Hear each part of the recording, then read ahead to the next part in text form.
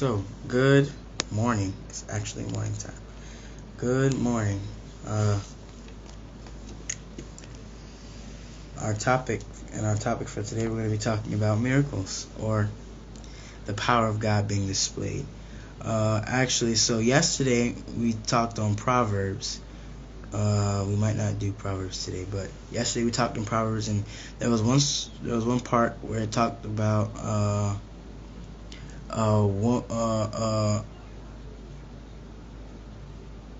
as a ring or a diamond on a swine's snout or a pig's snout, that's the same as a woman who doesn't have discretion. So we compare that to having power without holiness.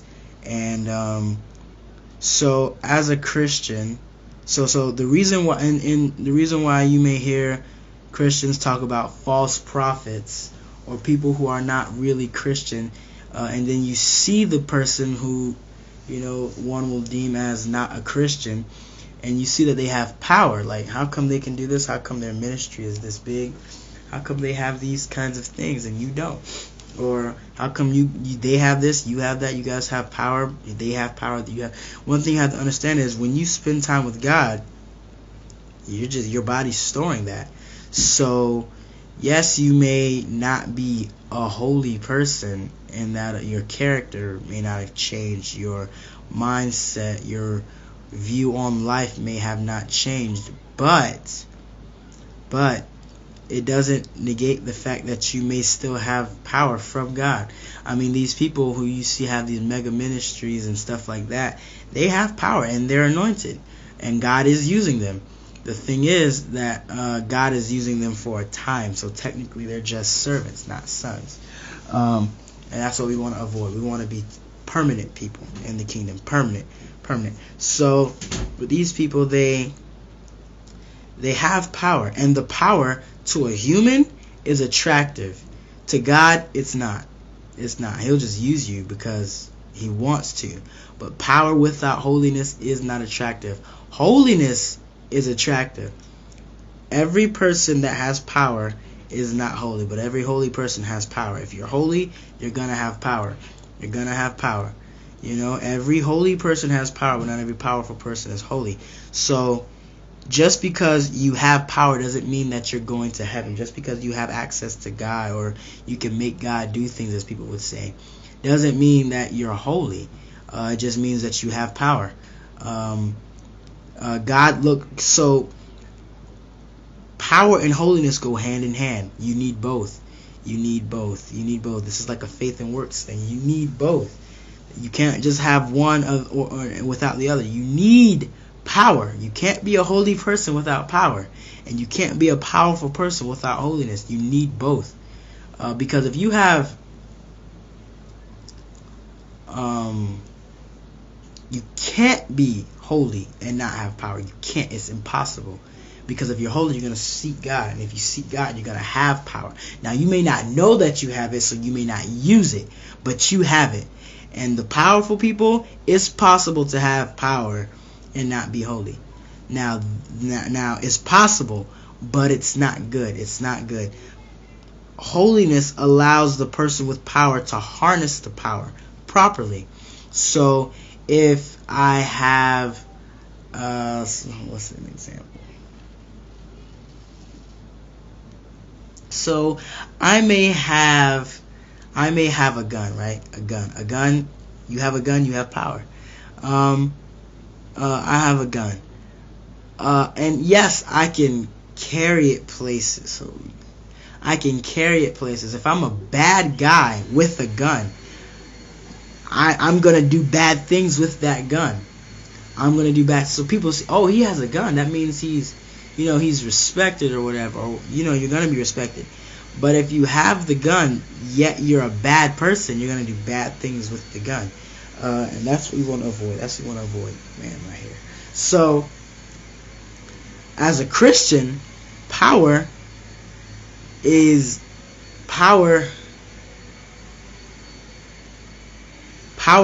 to people is gonna get you respect. With people, you're gonna be respected by people. because you have power. Like, come on now, you can do things that normal humans can't do. With a regular, with a, and without holiness, you're gonna mess things up. So we can talk about some biblical examples of power without holiness, and we're gonna look at maybe a few of them. We're gonna look at a few. So first, I guess we can start off with, I'm gonna go to 2 Samuel, or 1 Samuel, actually, 1 Samuel, sorry. 1 Samuel. We could have went to 2 Samuel. We're going to go to 1 Samuel. And the first person I guess we can look at is Saul. So, Saul was anointed king. The Bible does say that the Lord gave Saul another heart. Saul was anointed king. And the guy was powerful. He was a great warrior. The word of God literally says, everywhere he turned himself, he vexed his enemies. So he was an amazing warrior. He was a good fighter, but he lacked holiness. And because he lacked holiness, he lacked stability, because he didn't have God's support. So you may have power, but if you're not holy, you're not gonna have the support of God, because God is not supporting your bad behavior. So you're not going to have his support, which means you're going to make irrational decisions. So that was this guy Saul's issue. Saul was anointed king. He had power. He was given power. The position of a king, that's power. A good fighter, that's power. But he lacked holiness, so he couldn't harness that properly. He couldn't harness it properly. He couldn't. He was very he dealt with a lot of he needed affirmation from people, which if he was holy, he would get the affirmation he needed from God. So the next person we can talk about is Joab from 2 Samuel. 2 Samuel, Joab, you can tell this guy is an amazing fighter. He's a super good guy. He has high leadership qualities, and he takes down guys. He has a reputation. The guy wasn't holy. And so because he wasn't holy, he wasn't able to properly harness the gift that God put on his life. He wasn't. Judas was one of the 12 disciples. Judas had power. Judas was out there casting out devils. Judas was laying his hands on the sick and they were recovering. Judas was preaching the gospel. The guy did not have holiness. So because he didn't have holiness, he couldn't properly harness the power that God had given him. He couldn't harness it because he wasn't a holy guy. He wasn't holy. And that's the danger. That's one of the dangers of having power without holiness. Letting the power, the power, you ask God for power, but you're not asking God for holiness. And they go hand in hand. You can't have one without the other.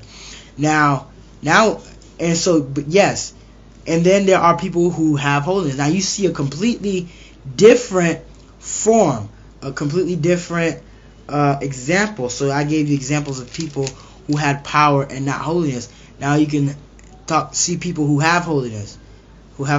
So David is a good example of someone who had power. He was an amazing soldier. He knew what he could do. He knew that he had power. And he was a holy guy. So even when he did make mistakes, he turned back to God.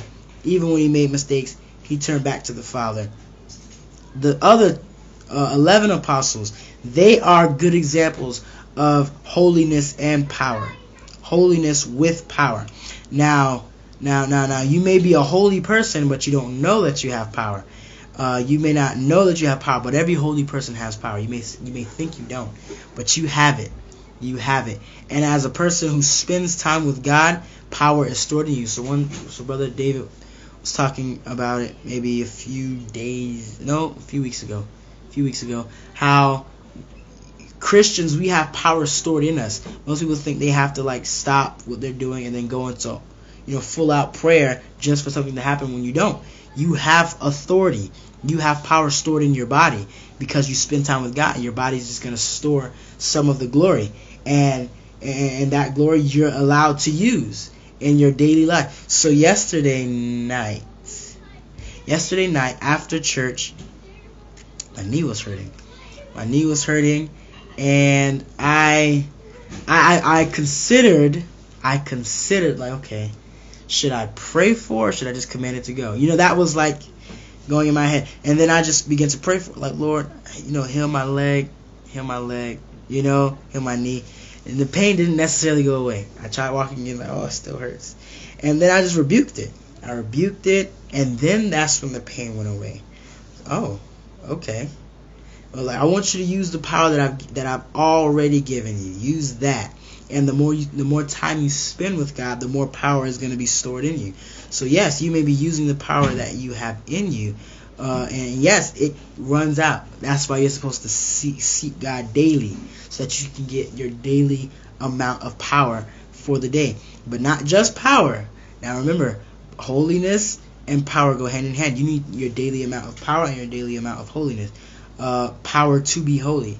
Most people don't use the power that God gives them to be holy. They use it for, their own selfish ambitions. Like, man, I want to be this one day. So I'm going to use the power. I'm going to use the gifting. The power doesn't just describe the miraculous. It also describes the gifts that God gives you. That's power. That's why you got the celebrities. They are a good example of power without holiness. They have power. Their voices are amazing. That guy, he can sing amazing. That girl, she can dance really nice. That person is an amazing actor. Those are gifts God gives us. This person is funny. He's funny.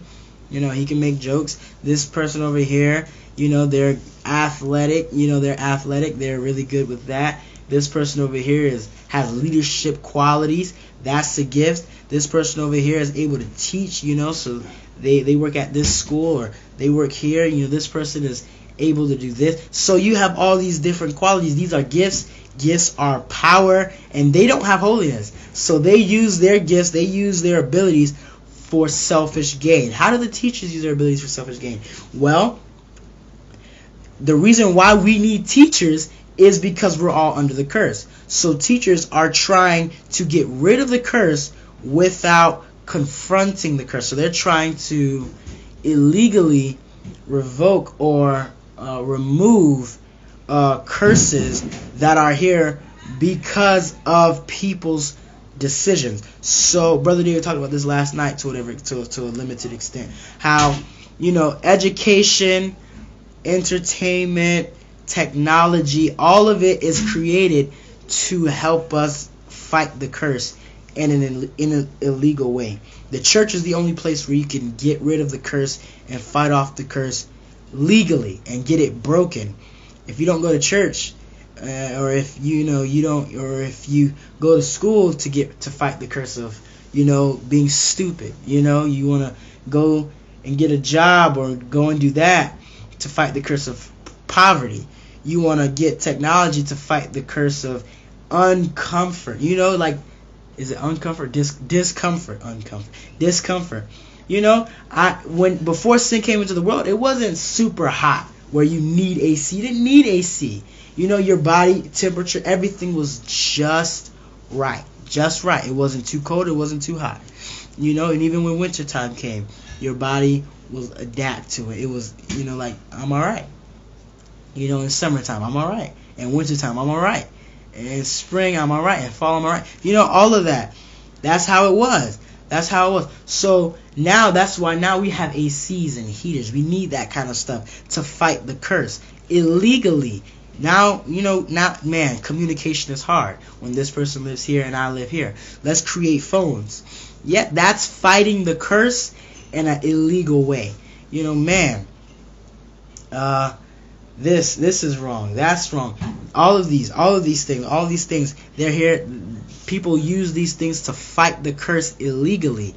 So the teachers use their gift of being able to teach and lead students.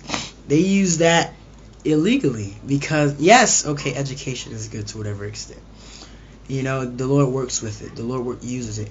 But you're trying to fight curses that you have illegally. You're supposed to be stupid. You're under the curse. But people don't want to submit to it. They don't want to turn to God and change. They want to get rid of their issues by themselves. And they have power. Their gifting. Their gifting is making room for them. This guy, that scripture is not just for Christians. A man's gift will make room for him and bring him before great men. Yes. This person is able to sing. They have a really strong, powerful voice. And, they're like, before great men, everybody knows them. Everybody loves them. They're using their gifts, but they don't have holiness. Yes, you may have power, but if you don't have holiness, you're using your gift and you're using your power illegally. You're using your gifts, you're using your power illegally. So without holiness, you're not going to be able to effectively deal with the curse. You're going to still be subject to it in different areas of your life. That's why your phone goes dead every now and then. Yeah, your phone will go dead. The AC might just break. A hurricane might come and they have to drain all the money out of your bank. You might get fired from your job. The schools might close. That kind of stuff. The curse is going to always come out on top with those kinds of things because you're trying to fight it illegally. So power without holiness is very dangerous. It's very dangerous, because then you begin to use what God has given you. You're using what God gave you for selfish gain, and God hasn't, and you're fighting things illegally. So I'm trying to, how can I put this in words? So you're using the power that God has given you to confront the curse in an illegal way. You don't have authority to confront the curse. You don't have authority to confront it. So you're using the power that God has given you illegally. I keep saying that. Is that the right way to say illegally? You're using your power that God has given you, the gift God has given you, to fight elements of the curse. And you're not a holy person. So holiness gives you that badge of, okay, I have the right to confront this. Holiness is the badge. Yes, you may have the gun, but if you don't got the badge, I'm not going to listen to anything you say. The demons are not afraid of the fact that you have a gun. Yes, to whatever extent they are. But then again, like this guy, he doesn't even know how to use it. He doesn't know that he's subject to us. Without the badge, they're not going to listen to you. Your world is not going to listen to you. Yes, you may see a guy walking down the street with a gun, and he may say,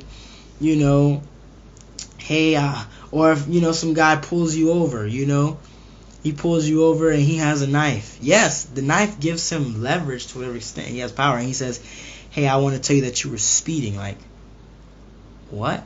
Where's your badge? Like, where's your badge? Like, sir, I'm going to drive off. I don't have to listen to you. I'm going to drive off, and it works the other way too. You may have the badge. And the demons will take advantage of the fact that you have the gun. You have the gun. You have the badge. This is for those who have the holiness, who are holy. If you're holy, you have power. So yes, holiness, that's the badge. Okay, I have the badge. And I have the gun. I don't know that I have the gun. The demon, they see the badge, like, okay, he has authority, but he doesn't know that he has the power to drive me out. Yes, he has it, but he doesn't know that he has it. So they're going to punk you. So that's why you have to know what you have. You have to know it, and if you don't know, ask God. Lord, what power do I have?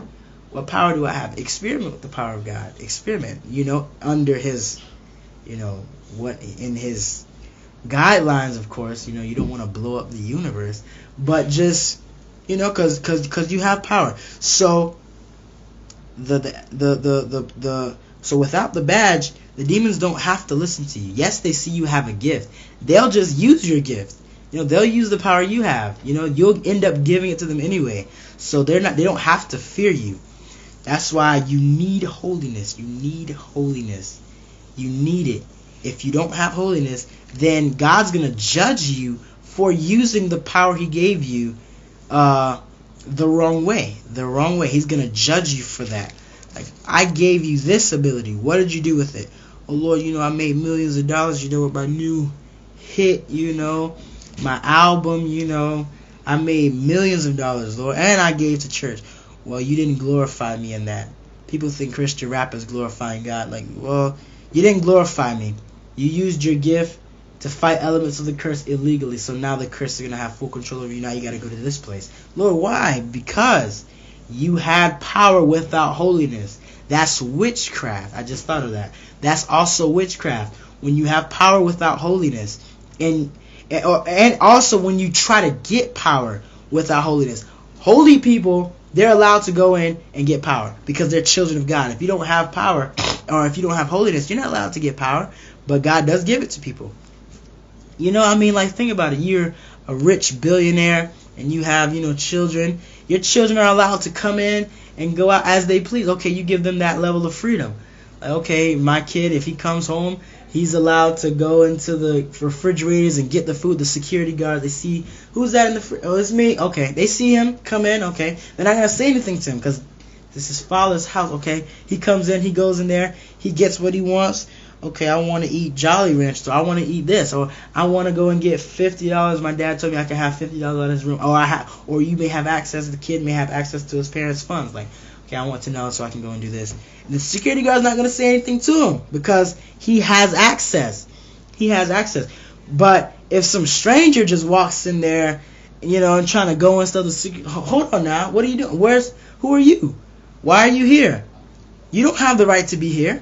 That's what that is. Witchcraft. God's kids, we're allowed. Lord, I need power. And the Lord's like, you need power? He's a holy person. Give it to him. You want to fast? He's fasting. He's fasting to spend time with me. Give him some power. Give him some power with that too. He's fasting. He wants to be closer to me. Give him some power. Put that in his body. Yeah, put that there. Give that to him. But if you don't have holiness, you don't need power. You don't need it. You don't need it. You can have it. You're going to be cursed. You're going to be judged for the way that you used it. But, you can have it. You can have it. But that's the picture I'm trying to paint. You need holiness. Holiness, holiness, holiness. If you don't have holiness, you're going to make a fool of yourself. And you're going to embarrass God. And God will not be embarrassed. He's not going to tolerate that. You embarrass him, he's going to embarrass you. So keep that in mind. If you want power, you need holiness. We're supposed to strive for holiness. Strive to be holy. That's our desire. That's what God wants for us. He wants us all to be holy. He wants us to spend time with him, not for power's sake necessarily, but because we love him. So I love you all, and God willing, we'll talk either later today or tomorrow.